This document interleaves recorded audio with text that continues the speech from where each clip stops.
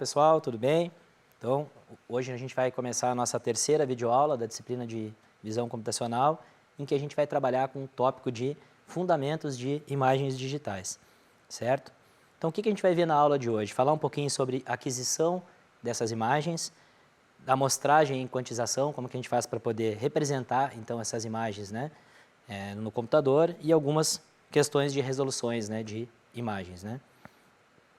Bom, para que uma imagem ela seja captada, né, a gente precisa basicamente de três componentes, né? O primeiro seria a fonte, a cena e o receptor. O que seria uma fonte de energia? Por exemplo, uma fonte, uma luz, um som ou elétrons, né? A nossa cena é o que a gente está querendo, né, visualizar, né? Que seria uma paisagem, um bebê ou algumas moléculas, né? Dependendo tudo, claro, vai depender do tipo de forma com que a gente vai capturar e o tipo de imagem que a gente quer, né? E, por fim, o receptor, né, que pode ser o nosso olho, que a gente aprendeu na aula passada como funciona o sistema visual humano, mas também pode ser uma câmera ou uma ressonância magnética, né? Então, há diferentes formas, né, de se capturar imagens, né? Bom, o que a gente tem aqui, um exemplo bem simples, né, talvez o mais comum, o mais simples que a gente possa ter aí, que é um sensor, né, um fotossensível, para poder capturar imagens, né? Então, como é que funciona esse sensor ou receptor, né? Ele recebe um estímulo de energia e um sinal elétrico de entrada, né? E vai gerar um sinal elétrico de saída que vai ser proporcional, né, à energia que ele recebeu, vai ser um estímulo dessa energia, né? Então a gente está vendo aqui um exemplinho, só um desenho desse sensor, a gente não vai entrar em muitos detalhes sobre ele, mas esses detalhes estão todos bem colocados no livro que está no roteiro de vocês, certo? Ele é um único sensor, então ele pode, o exemplo que a gente viu, né? A gente pode se utilizar de um único sensor que nem esse e ter esse sensoramento simples, né? Que é um sensor simples que a gente está vendo aqui agora, né? Então, o que seria, né? A gente faria essa detecção dessa imagem por um único ponto de luz, né? Teria um único sensor. Então, ele pode ser usado para capturar essas imagens, mas aí a gente teria que fazer o quê? Teria que movimentar esse único sensor nas direções, né? Verticais e horizontais, pelo menos, digamos assim, né? Nessas duas dimensões, ou receber essa energia desviada, né, por um conjunto de espelhos para poder captar ela toda num lugar só, né? Ele é bastante barato, tem uma ótima resolução. A questão ele é muito lento. Por quê? Porque a gente vai precisar fazer esses movimentos, né, lateral, linear e de rotação para poder capturar toda a nossa imagem, né?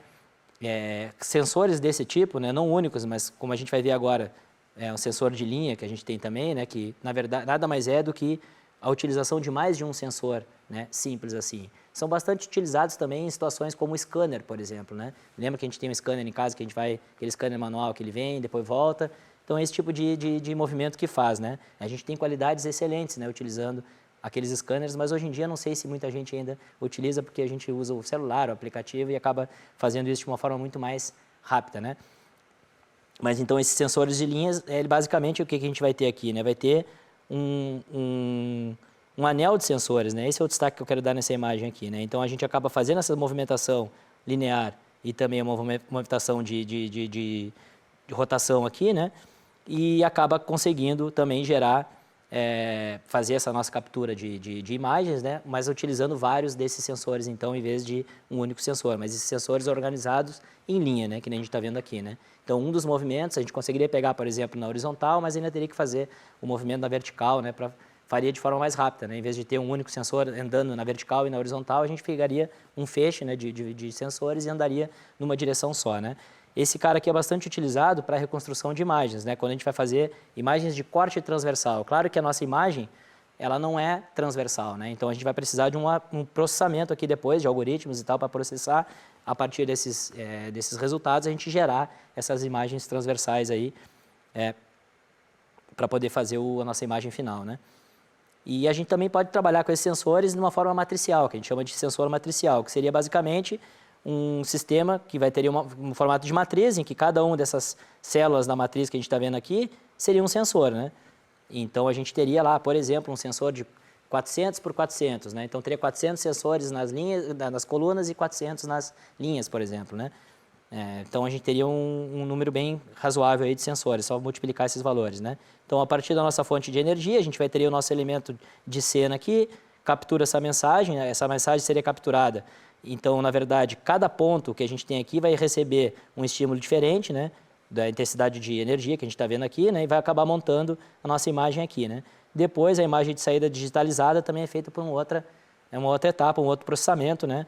A gente tem aqui o nosso plano de imagem interno, né, o que a gente está capturando, que é tudo analógico, a gente está fazendo essa captura. Depois, o processo de digitalização é feito de outra forma, né, em termos de software, principalmente, tá. A gente vai ver um pouco também sobre isso, né. Bom, vamos pensar um pouco sobre um modelo de imagem para a gente poder começar a entender como é que a gente faz para representar, como é que a gente faz para trabalhar com imagens no nosso computador, né? Então, a representação e a manipulação de uma imagem fxy, vamos colocar aqui, né? Em um computador, ela requer uma definição de um modelo matemático, é o que a gente vai fazer agora, né? Um modelinho matemático bem simples como esse aqui, ó. O que seria o nosso f de xy? X seria o nosso eixo aqui, x, né? E o y assim, ó. Tá? Vou falar um pouquinho mais sobre isso para vocês daqui a pouco, né? Então, o xy, na verdade, aqui, a gente vai entrar um pouco melhor nesses conceitos mais adiante, mas talvez seja mais fácil falar já agora, porque vocês com certeza já ouviram falar muito, que é o conceito de pixel, né? Que seria cada um desses pontinhos da imagem aqui, né? Cada um desses pontinhos. Então, imagina que a gente tem aqui o nosso eixo y, né? A quantidade de linhas que a gente tem aqui na nossa imagem, e aqui a quantidade de colunas, né? Então, a gente pode pensar nisso aqui como sendo, por exemplo, uma matriz, né? Então, quanto mais pontos a gente tiver ali dentro, né, melhor vai ser a nossa resolução. Estou antecipando um pouco as coisas aqui para vocês, mas é algo que vocês já podem ir pensando, né? Porque, com certeza, todo mundo aqui já ouviu falar bastante sobre resolução, televisão, e monitor, etc, né?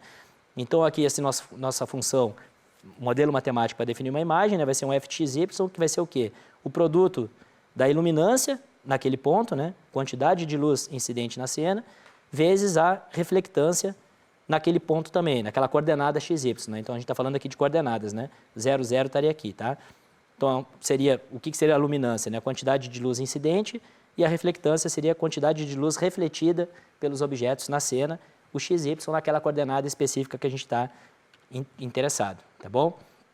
Alguns valores típicos aqui, só para a gente ter a critério de exemplo, né, de luminosidade, né? Então, aqui uma iluminação na superfície da Terra, por exemplo. O Sol, ele tem aqui 90.000 lumen por metro quadrado. Já quando está nublado, quando está sol, né, quando está nublado, a gente tem 10.000 lumen por metro quadrado. Então, quanto maior for esse número, né, a gente sabe que maior vai ser a nossa iluminação, vamos dizer assim. Então, quando está sol, quando está nublado. A lua cheia, por exemplo. A lua cheia, a gente está lá, está bem escuro, está tudo bem escuro, a gente tem aquela lua cheia, 0,1 lumen por metro quadrado. Reflectâncias, agora vamos falar de reflectância. Então, a gente tem aqui uma iluminação muito baixa, né? Valor muito baixo de iluminação, porque a gente só está com a luz da lua, né? Agora, a questão de reflectâncias, né? O quanto que a gente tem de capacidade de refletir, né? Então, o veludo negro, por exemplo, 0,01. A parede branca, totalmente branca, já é bastante, né? 0,8. A neve, 0,93. Então, a gente vê que é bem alta, né? A luminosidade, a questão de reflectância, né? Da neve, né? Bom, quando a gente quer, então, pessoal, obter uma imagem, né, a gente vai precisar fazer o quê, né? A gente vai precisar passar por um processo que chama digitalização, né, que envolve, a gente vai fazer esse processo de digitalizar uma imagem, né, digitalização a partir dos sensores, etc. A gente vai ter os sensores para capturar essa imagem e a gente precisa passar por uma etapa, né, chamada amostragem e outra chamada de quantização, certo? Isso aqui a gente vai entender bem hoje aqui e é bastante importante para o resto da disciplina. O que faz a amostragem, pessoal? A gente vai precisar discretizar o domínio de definição na imagem nas direções x e y, né? O quanto que a gente vai definir, né? Definir essa imagem nessas direções x e y, aqueles eixos que a gente viu até ali, né? E a quantização, o que é, pessoal? A gente precisa também escolher um número inteiro L de níveis de cinza, nesse caso aqui, depois a gente vai aprender a trabalhar com outras questões também de cores e tal, mas para facilitar, vamos trabalhar com níveis de cinza, né? Permitidos para cada ponto de imagem. Então, o que a gente precisa digitalizar, pessoal? A gente precisa digitalizar as dimensões da nossa imagem, né? E o que significa isso, digitalizar? A gente precisa discretizar isso, porque no computador a gente sabe que é tudo discreto, a gente não tem capacidade infinita. A gente sabe que no contínuo, o número de pontos que a gente tem ali, o que a gente está enxergando aqui, isso é infinito. Mas a gente, para poder representar isso no computador, a gente tem que limitar, tem que ter um número máximo, né? Para a gente não consegue representar infinitos pontos dentro da memória do computador, né? Então, por isso que a gente precisa discretizar isso, certo? Então, nessas dimensões e também na intensidade, a cor que a gente está enxergando, né? Ou nesse caso aqui, os níveis de cinza, né? O quão intensa é a energia, a luz que está naquela imagem ali, né? Então, a gente tem esses 3 pontos, né? 3 dimensões, digamos assim, para trabalhar, né? Então, quando a gente trabalha com as X e Y, a gente está trabalhando com a amostragem, a quantização é essa intensidade que a gente está vendo aqui, né? Que é o nosso L. Então, aqui tem um exemplinho, ó, o nosso F de XY, como é que ficaria, né? Aqui que seria o pixel 0, 0, 0, aqui o pixel 0, 1, até o pixel n 0,n-1. Então, o que a gente está fazendo aqui? O primeiro índice, o x, ele representa qual é a coluna, então fica fixo em 0 aqui, né? Nosso x é 0, mas o y vai variando de cima para baixo sempre também, é por convenção, né? O ponto 0, 0 é no canto superior esquerdo, né? E assim sucessivamente. Então, a gente vai colocando esses pontos aqui, considerando uma imagem que tem n linhas, vamos dizer assim, né? Tamanho n de altura, né? Por m colunas, por m, tamanho m de comprimento, né? Largura m e altura n de navio, certo? E aqui a intensidade, né? Os níveis de cinza, dependendo do que a gente está querendo armazenar, né? Então, o processo de amostragem e quantização, novamente, eu vou falar rapidamente aqui com essa figura. Então, aqui a gente está considerando que a gente tem nossa imagem aqui. E o que a gente tem à direita aqui, né? À direita aqui a gente teria uma forma de discretizar esses valores que estão aqui, né? Só que mesmo assim a gente vê que... discretizar não, desculpa pessoal. Aqui, esses pontos entre A e B, aqui estão os níveis, né, de intensidade entre esses pontos A e B, de uma forma contínua. Então, a ideia o que é? A gente discretizar isso. Então, em vez de... sei lá, aqui, como eu falei para vocês, tem infinitos pontos, mas eu vou definir quantos pontos eu vou ler aqui, né? Vamos dizer assim, né? Vou ler tantos pontos aqui, ó. Então, esse número de pontos que eu estou lendo aqui são esses pontinhos que estão aqui nesse gráfico de baixo, ó. Estão vendo? Aí eu discretizei, agora eu tenho um valor para cada um aqui, ó. Daqueles valores que estão ali, ó, né? Eu estou discretizando, na verdade, aqui o número de pontos, né? Quantidade de pontos que estão aqui, que é a quantidade de x, né? Certo? Que é o que a gente tem na nossa dimensão na horizontal. Só que eu também preciso fazer isso com a intensidade, né? Então, o que eu faço aqui também, né? Eu vou precisar quantizar, porque não tem... Aqui tem 0,2, aqui tem 0,3, não existe isso. Eu preciso quantizar de alguma forma, né? Definir esse intervalo em valores discretos. Embora o intervalo seja contínuo, eu preciso discretizar também. Aí que entra a questão da quantização. Então, é como se eu pegasse esse cara que está aqui, ó, e criasse um intervalinho aqui, ó. A partir daqui... Aqui eu criei 8 níveis, né? Mas aí vai depender de quantos níveis a gente quer criar, né? A gente vai ter a possibilidade de criar diferentes níveis, né? Então, aqui criando 8 níveis, então se ele estiver nesse intervalo aqui, eu vou dizer que esse nível mais escuro, se ele estiver nesse intervalo aqui, eu vou dizer que esse outro nível mais escuro, e eu vou conseguir fazer essa composição, né? Discretizar essa imagem que originalmente estava assim, agora eu coloquei nessa situação que está aqui agora digitalizada, né? Claro que eu vou perder qualidade dependendo, né? Sempre vou perder na hora que eu discretizar, né? Mas algumas delas vão ser visíveis, outras não vão ser visíveis ao olho humano, certo? Então, o que é importante a gente ver aqui, pessoal? A qualidade da amostragem e da quantização, elas não dependem apenas das amostras usadas, né? Por conta do ruído.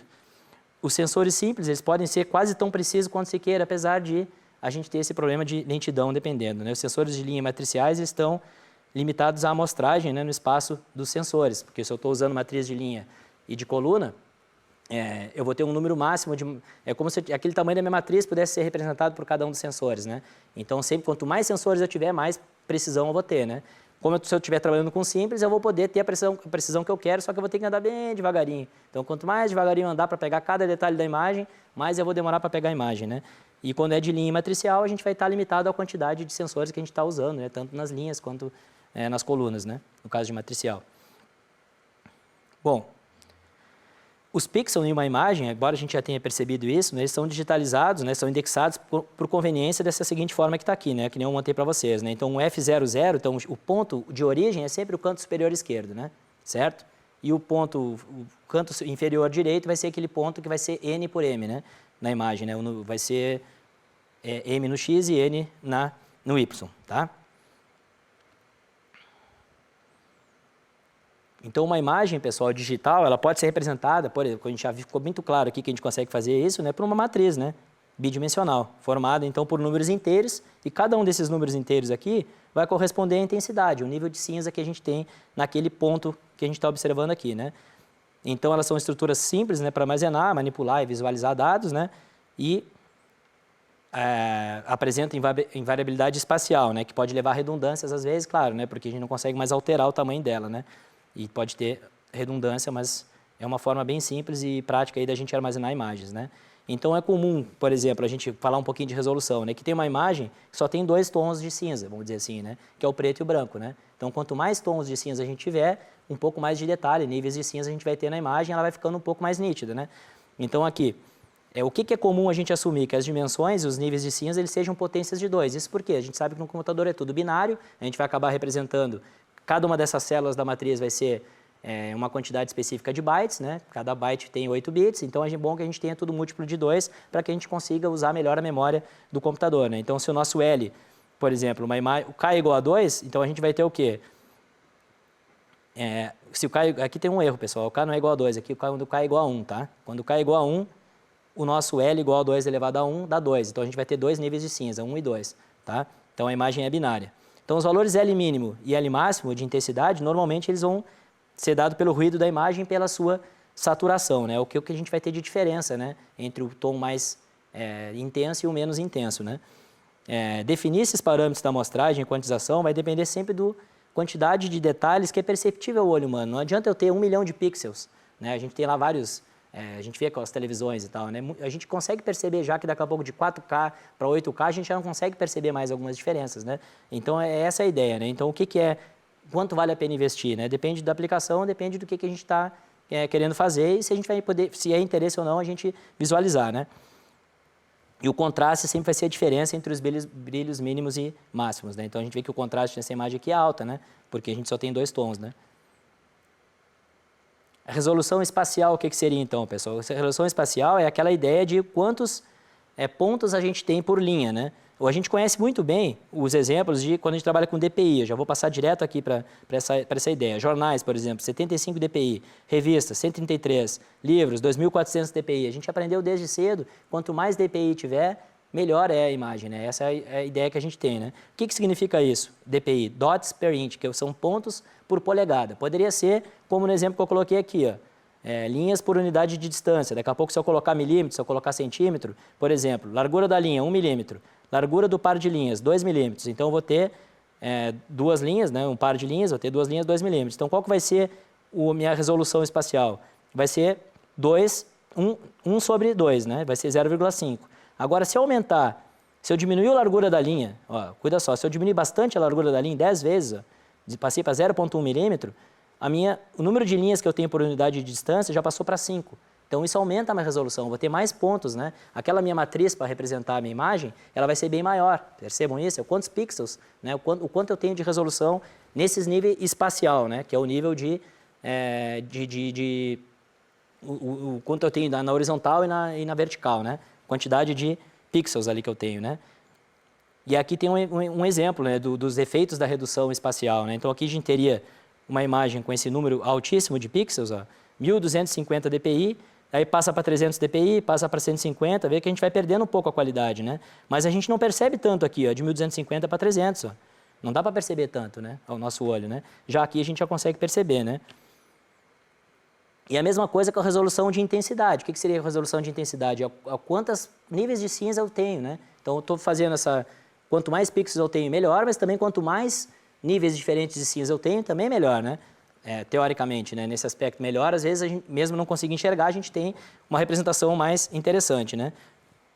Então, isso vai definir, aqui o K vai definir a nossa profundidade, né? Aqui é uma conversão de binário para inteiro, pessoal. É uma coisa bem simples, né? Então, se o meu K é igual a 1, eu vou ter 2. 2 elevado a 1 é 2 níveis de cinza. Se o meu K é igual a 2, eu vou ter 4 níveis diferentes, né? 0, 1, 2 e 3, vamos dizer. E assim por diante, né? O L seria a quantidade de níveis de cinza que eu tenho, né? Então, se eu tenho L igual a 256, significa que eu tenho 2 na 8, né? Que significa que eu teria um K de 8, que seria 8 bits. Então, eu precisaria de 8 bits para representar cada pixel, né? Então, com níveis de 0 a 255. Então, quanto eu vou precisar, né? De quantos bits eu vou precisar para poder colocar em cada uma das células da minha matriz, né? Basicamente, é isso que eu estou falando aqui, né? Então, o que são os efeitos da quantização, então, né?